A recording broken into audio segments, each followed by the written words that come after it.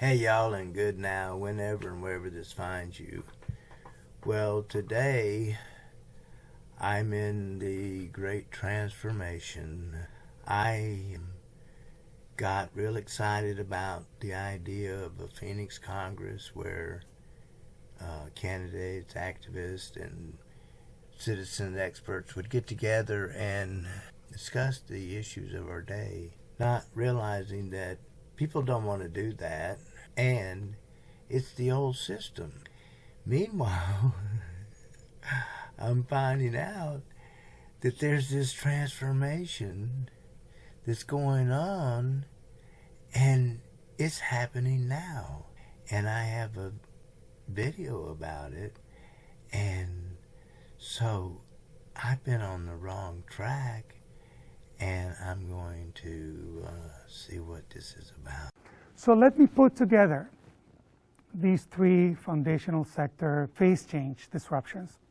In the 2020s, we're building a new energy, transportation, and food infrastructure. That is happening as we speak. This is not in the future. This is happening in the 2020s, right? And the key technologies, solar, wind, and batteries for energy, autonomous, electric, and on-demand for transportation, and precision fermentation and later cellular ag for food. 8 technologies that are going to disrupt essentially everything in energy and transportation. And this is going to be a phase change disruption for each one of them. The implications are stunning. Land use, for instance. Globally, we're going to have what I call the Great Land Liberation. 2.7 billion hectares of land that we use for agriculture are going to be freed up over the next 15 to 20 years once the precision fermentation disruption of food takes its course. 2.7 billion hectares by 2040. This is to give you an idea about the size of the US, China, and Australia combined, freed up from animal agriculture, both for grazing and for the feed that comes to the animal. 2.7 billion hectares. Climate change. These 8 technologies that are disrupting 3 sectors, food, energy, and transport, can reduce 90% of emissions by 2035. If all we do is invest in these 8 technologies, we can decarbonize 90% of the economy by 2035 and go net negative by 2040 and beyond. Net negative, right? We're going to free up so much land that's going to suck up basically gigatons of carbon. So all these disruptions, which are going to happen for purely economic reasons, but we can accelerate them. If all we do is focus on those 8, essentially, again, we can decarbonize 90% of the economy by 2035. So now I'm going to shift my focus from politics to technology and realize that the technology and disruption is going to create a disruption in politics, which will take its course on its own, and it doesn't need me to figure it out. So what a relief. And a lot of the talk now is about inflation, but the truth is that inside of 10 years, 15 years, all of these technologies are massively deflationary, massive.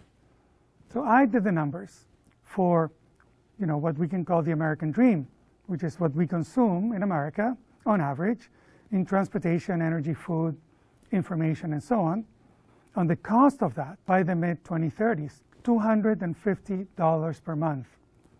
Essentially, the cost of all transport, all energy, all food, information, and so on by the mid-2030s is going to be $250 per month per person. Poverty is going to be a social choice we can afford to give everyone on this planet the American dream, and it's going to take up 90% fewer resources, and it's going to be all clean. It's going to be all solar, wind, batteries, EVs, negligible waste from that. This is an opportunity, the opportunity to end poverty, to end, resource conflict, invasions for oil or, other resources, to end environmental degradation and destruction, to end the worst of climate change. So we're going to see deflation over the next 10 to 15 years. So my work with the American Union in the Blueprint for a Better America was to use legislation to end poverty, mass incarceration, and the endless wars.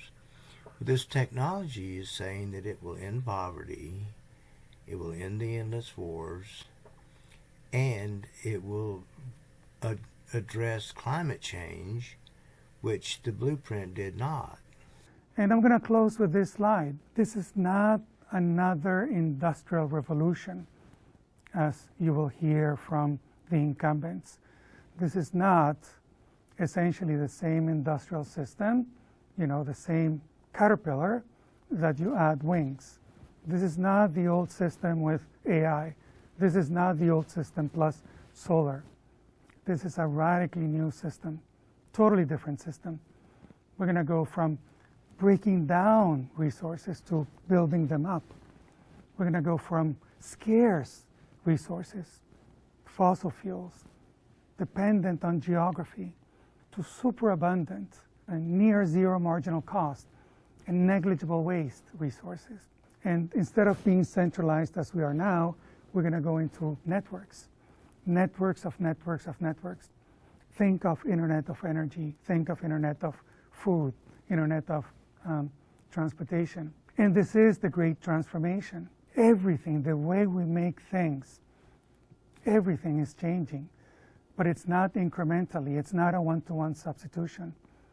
This is a phase change disruption at all levels: product, sector, economy, society. And these all feed into one another and accelerate all other disruptions. And everything is going to change. And we are already past the rupture point for society. We can't go back to the old. And the linear view of the future is just a mirage. It is not going to happen. We have two ways to go. We have to break through. We have to emerge as a new society or crash. And collapse is the lesson of history, because every single civilization has collapsed, right? But we have the opportunity to break through and create a new society basically on the basis of what's coming. The opportunity space for humanity has opened up. We know what it's going to take from the technology end, from the production end. Only knowing this amazing possibility space will help us to build a new age for society. We don't know how we're going to organize ourselves. Right? Our organizing system, our political system is going to be dramatically different. But we need to start experimenting on the basis that it's not going to be the old plus or minus. It's not a one-to-one substitution. We should not spend our time with Band-Aids, patching up the old system, right? When the new possibility space is so huge. The only way to thrive into the next 5, 10, 20 years is to bring a new mindset, to look at all the possibility space, not just a linear view. Only then can we increase our organizational and societal capabilities and solve the issues that need solving. And in closing, this is not an energy or transport or food or societal transition. This is a phase change transformation.